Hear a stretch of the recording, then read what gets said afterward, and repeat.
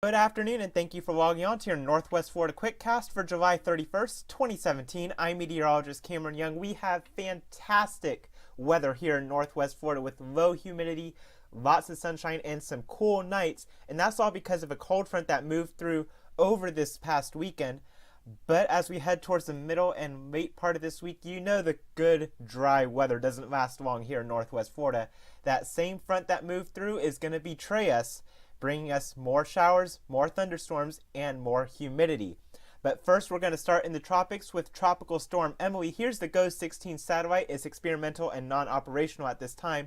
You can see the circulation of Emily making landfall close to the Tampa Bay area. It actually made landfall on Anna Maria Island, just to the east of just to the west rather of Bradenton, which is south of Tampa.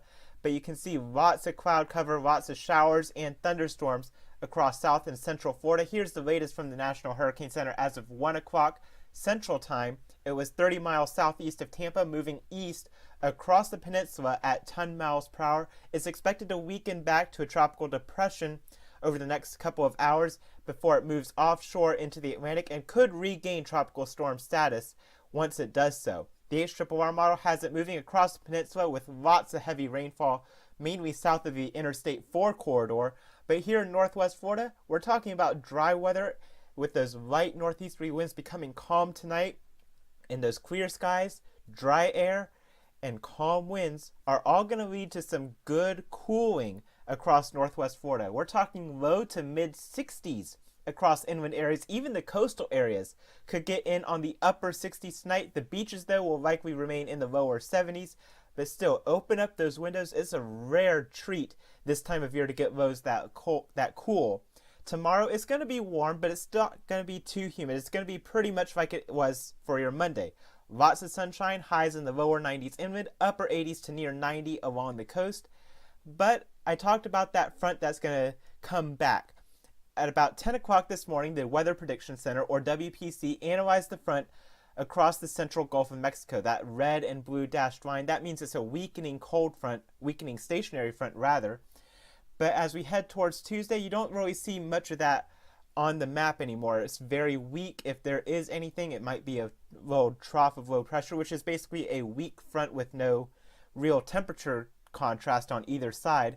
But as we head towards Wednesday, you see that front starting to make its way back to the north.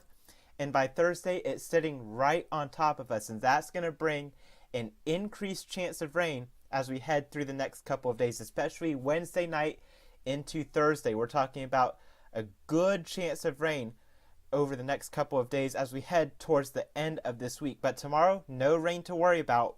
Wednesday, it's mainly going to be in the afternoon to late evening. And then Thursday, that's when it really ramps up to 70%. But our temperatures take a dive back to the mid and low 80s for highs as a result with the cloud cover and rain around.